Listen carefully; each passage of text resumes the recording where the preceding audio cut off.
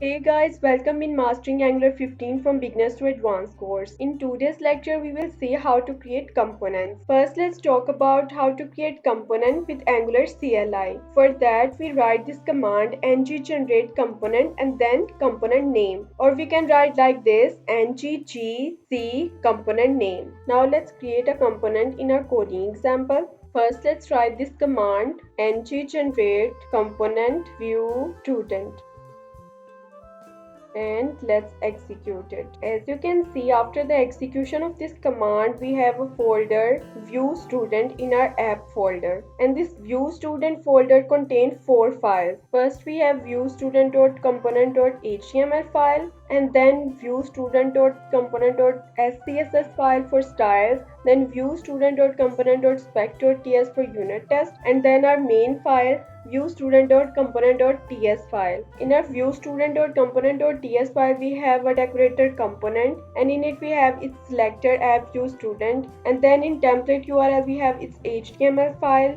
and in our style URL we have its SCSS file. This component command not only add view student folder in app folder, but it also update the app.module.ts file. As you can see, this view student component is added in this declarations array of ng module decorator. Now if we want to use this component, then we will copy its selector and use it in already running components like this. I have pasted this app view student selector in app.component.html because this is our bootstrapping component in this application. Now if we run the application, then this app view student selector should also render all its JS and HTML files on front end. As you can see now, after the title, it's showing the view student works, which was the default HTML of view student component. Now I am going to add the student information in our TS file, and I'm going to create an object of student, and in this student object I have added 4 properties: ID, name, class name, and result.